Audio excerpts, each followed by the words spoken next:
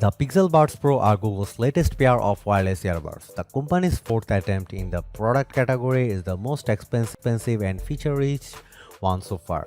While the initial models got a mixed reception, the company has gotten steadily better at it with each iteration.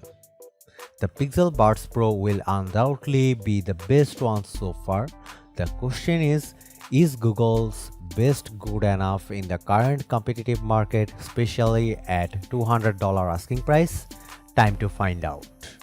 Based on personal experience, the Pixelbots Pro are comfortable to use. They have a relatively small design that should fit most people unless you have particularly small ears. The bundled silicone tips are soft and pliant. There are 3 sizes, with the middle one being applied by default. The ear tips don't go too deep inside your ears and sit just a few millimeters in. The ear tips are extremely pliant and as a result tend to turn inside out from friction almost every time you pull them out of your ears. In practice, the Pixelbots Pro feel no different to wear than most other well-designed pair of earbuds. I was able to wear them for extended periods of time, but as always, your mileage may vary. The Pixelbots Pro have a straightforward pairing process. The buds automatically go into pairing mode the first time you open them. Subsequently, you can press and hold the button on the back of the case to enable pairing mode. Google Fast Pair is also supported on Android devices. Once paired, you can install the optional Pixelbots app to access additional functions. This app is only available on Android, so the limited functionality it does offer is not available on other platforms. If you are using a Pixel phone, then you do not need to install anything as the functionality is built into a system-level app. Through the app, you can set up the Google Assistant feature to work hands-free with the earbuds, enable Find Device, customize the touch controls, enables the volume equalizer feature, check for ear tip seal, and update the firmware. Multipoint and audio switching can also be configured. The touch controls have limited customizability. The only action that's configurable is touch and hold, with all others being locked to what's set by default. You can also disable all of them or none at all. The gestures work well and are followed by a quick reassuring blip. The ANC modes can be changed from the app, but they can also be toggled through the touch gestures on the earbuds themselves. You can configure which toggles are available for the gestures. An interesting feature here is volume equalizer. This boosts the bass and treble response when listening at lower volumes. It gradually increases in effectiveness as you go down in volume, becoming especially noticeable below 30%. Above 50% or so, it does not make much of a difference, and at higher volumes, it doesn't do anything. A useful feature to have is multipoint, which lets you pair the earbuds to 2 devices at the same time. Using the audio switching feature, the earbuds can also switch automatically between the two if you are listening to music on one and get a call on the other. Unfortunately, the Pixelbots Pro had some notable software issues during my testing. The first issue was the pleasure relief feature. Google claims to actively measure the pressure inside the ear canal and relieve it, presumably using magic, as the company never disclosed how the system works. Turns out the system isn't without its issues. There were times when putting the earbuds on caused the pressure relief system to trip and do weird things with the sound. It seems there is a wrong way to insert the earbuds. If you insert them too far in or press and turn them too much, then the pressure relief system freaks out. The resultant sound is like trying to hear things underwater, and you can tell it's the software freaking out and not your ears, as the sound often goes back and forth as the system continues to figure out what to do. The other issue was with the active noise cancelling system. At the point the system just broke where the ANC on mode stated playing outside sounds through the speakers, but only in certain parts of the frequency range the sounded different from the transparency mode, which worked fine but did make the ANC mode unusable. The ANC occasionally tends to just break in one ear momentarily and then fixes itself. Other times the sound itself just does weird things with the stereo effect only to go back to normal a second later. Most of these issues either fix themselves or can be fixed by placing the earbuds inside the case. However, the aforementioned issue with the broken ANC required a full factory reset to fix it.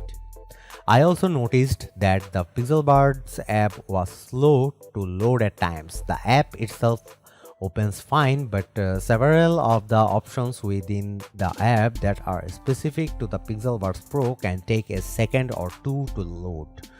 There was a time when the options just refused to load and the app had to be restarted for a few times.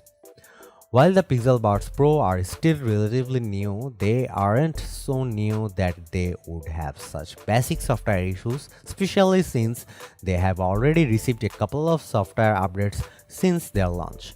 I have tested plenty of much cheaper earbuds that had zero issues even before their official release from companies with far less experience and resources than Google. The Pixelbots Pro have a single 11mm dynamic driver. They support Bluetooth 5.0 connectivity with SBC and AAC codecs. The Pixelbots Pro have a fairly typical V-shaped sound that seems like a close match for the Harman in-ear target. Starting with the low end, the Pixelbots Pro have a strong emphasis in the sub-bass and mid-bass region.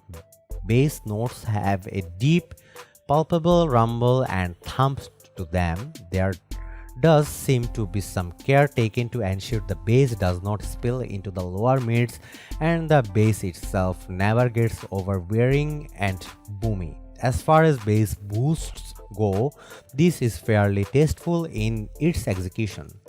On the other end of the frequency spectrum, the treble performance is a bit of a mixed bag. On the hand, the Pixelbots Pro are quite bright in the upper mids, lower treble range, which can make vocals, especially female ones, shrill and shoutly at times. Beyond that, the sound does roll off quite a bit, which results in the high treble notes sounding muted, which blunts some of the S and T sounds.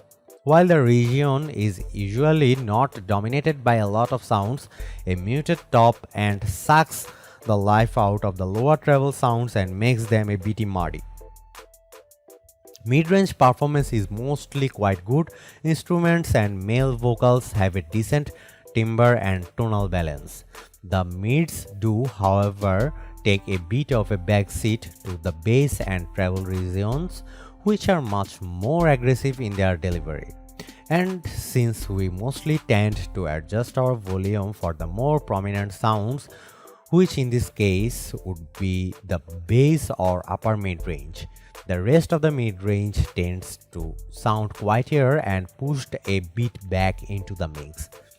Details and resolution are somewhat lacking, either due to the choice of codecs, the audio processing on the drivers. The honky upper mid-range creates an illusion of more detail, but if merely enhances the existing detail, and the lack of a good high-end response makes the sound a bit dull in places. It also affects imaging and sound staging, neither of which is remarkable in any way. The Pixelbots Pro have okay microphone performance. The vocal sounds a bit garbled even when there is little to no background noise. When it's particularly loud around, the noise comes through, but the voice remains audible and in focus. The overall microphone quality is adequate for short calls, but it's not a strong feature of these earbuds and should not be your priority for vocal calls. The Pixelbots Pro feature active noise cancellation using a dedicated custom processor. There is also a transparency mode included, which has become the norm these days.